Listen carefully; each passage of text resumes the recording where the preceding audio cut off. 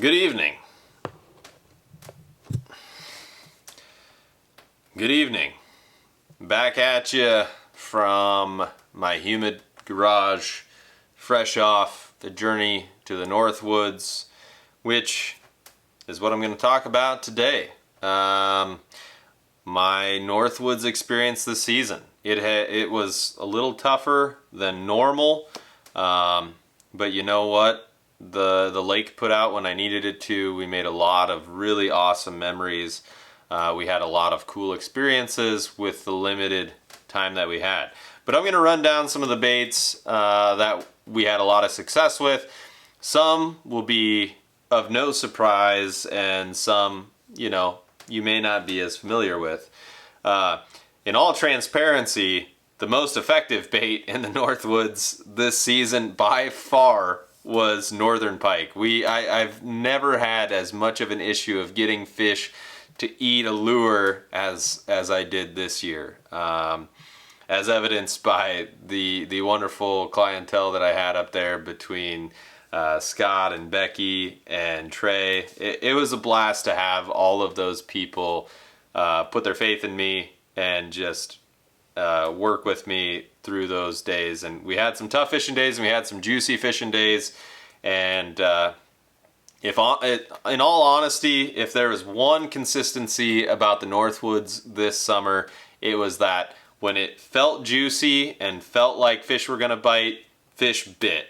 If things were not good and conditions were off, nothing was happening. So there were a couple of guys that I was looking forward to getting into the boat with this summer that just some scheduling conflicts or health issues really got in the way of, which makes me super sad because I was both on the receiving end of that and the giving end of that. So hopefully in the future we can get all of those scheduling issues ironed out. So to those individuals, I am sorry and am completely understanding and empathetic of those situations that arise. Anyway, with all that said, let's dive into the baits that I lean on when I'm in the Northwoods.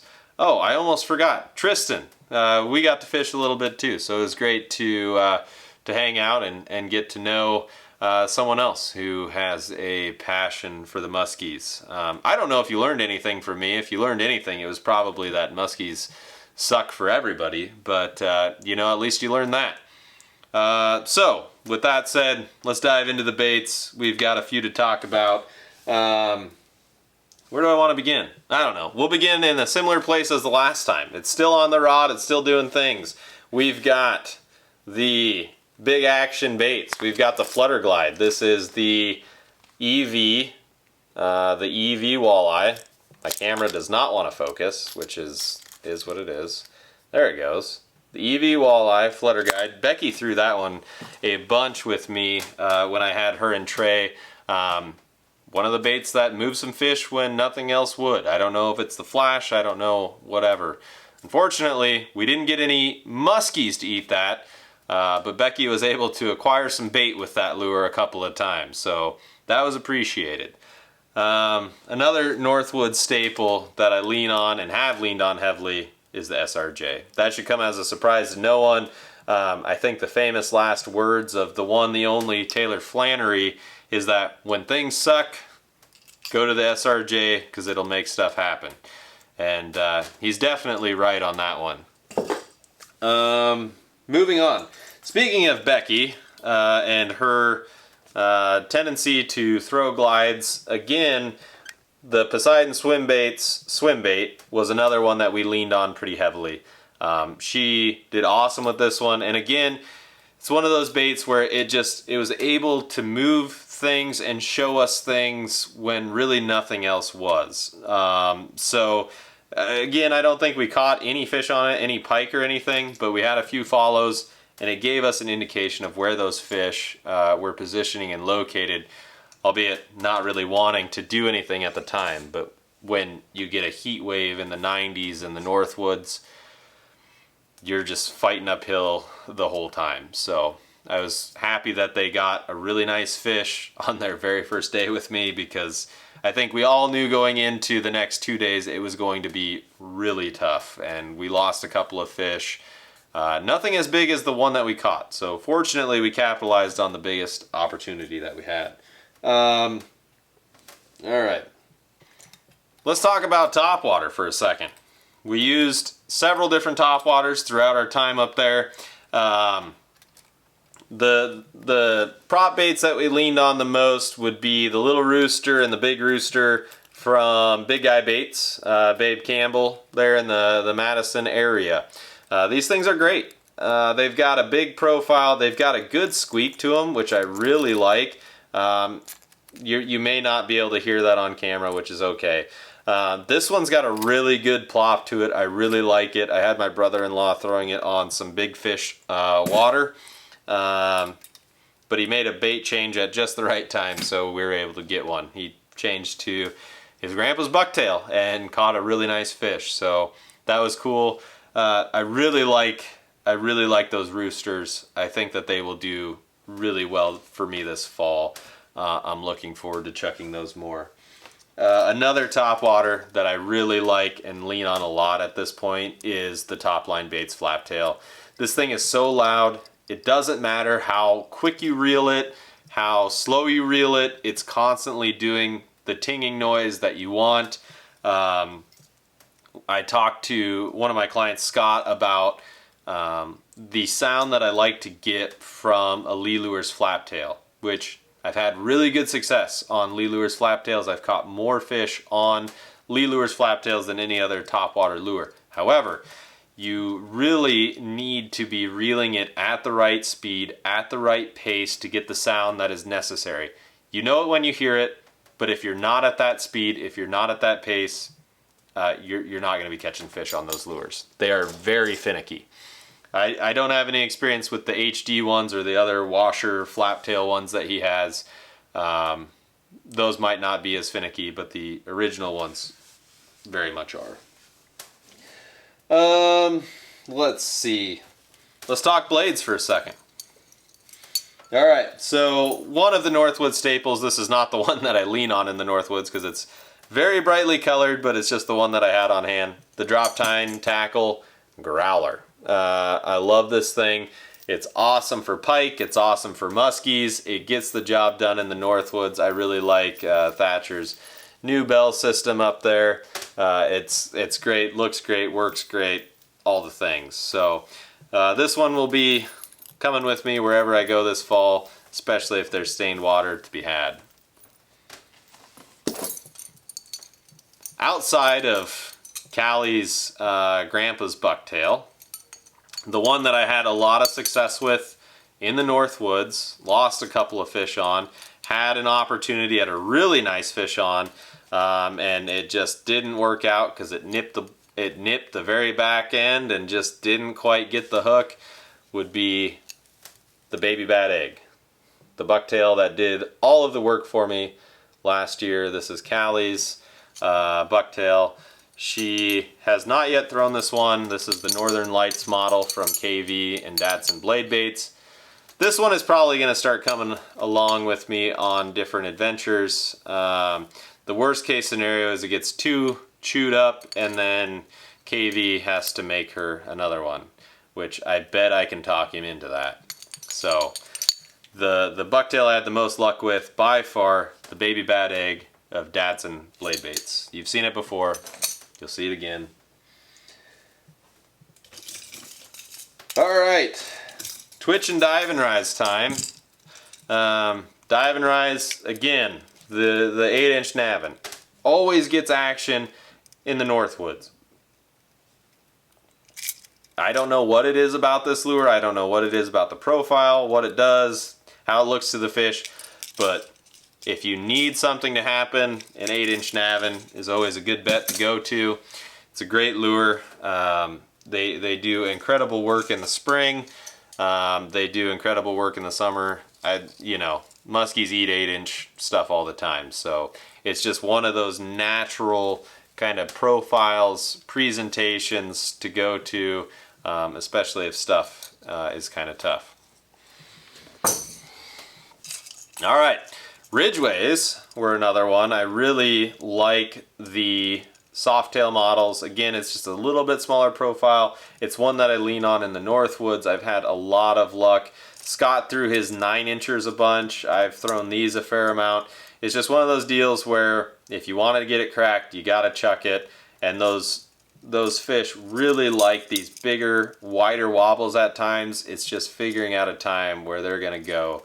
I've caught fish on 10-inch Ridgways up there. In fact, my second biggest Wisconsin muskie is on a 21 Ridgway, very similar to this one, a 10-incher nonetheless. So if you think you're throwing stuff in the Northwoods that's too big, you're probably not. Speaking of things in the Northwoods that work really well that might seem too big, the Dipstick XL. I mean, this thing gets bites and gets bit when I need it to most. I made Trey a believer when absolutely nothing was happening. He was getting action and even getting a bite or two on the Dipstick XL. I mean, these things, I don't know what it is about them, but they get the job done. My good friend KV caught the fish of a lifetime on one of these this summer. Being a 46.5-inch tiger. If you want to find the biggest fish in the system, put on a Dipstick XL. That's all I've got to say about that. All right, moving on to some rubber baits. One that I leaned on a lot this summer would be the Toddy Tickles Warhammer. This is the 11-incher. It just gets down deep into that zone. I didn't have any action on it really, no muskies to speak of, really no pike. But it's one of those baits that gets into that zone. You can slow roll it, you can creep it along, it gets down, very easily into that 10-foot plus zone. And it's right in those muskies' faces. So whether it's clients, whether it's family, friends, or even myself, this is one that I was leaning on a lot this summer that I didn't really anticipate, to be quite honest with you. I thought that there would be other baits, other profiles, other swim baits even that would do a better job than this one, and this one kind of caught me by surprise. It's a really good bait. It's really effective. I should probably try it with like a growler arm or something at some point, but it's a pretty solid lure. I really like it. Again, one that I leaned on a fair amount too up there, the mini bowfin. This thing was awesome for me in the spring. That profile is just money when it comes to finding finicky fish and trying to get them to eat something that they don't want to.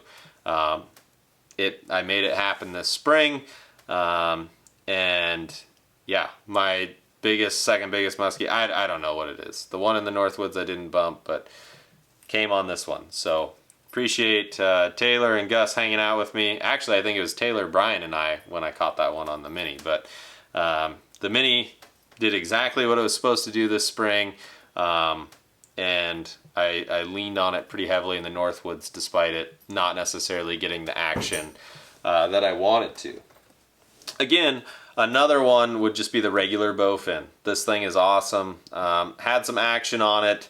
Didn't catch anything on it. I missed one fish that felt like a pretty good one, and unfortunately did not stay pinned. Very well could have been a large pike, but whatever it was had some serious weight, and it's just one of those deals where these baits have been awesome in the summertime in the Northwoods because they get down into the zone that like other rubber baits struggle to get to, or at least stay in when you're working them. So I appreciate Brady and the regular bowfin.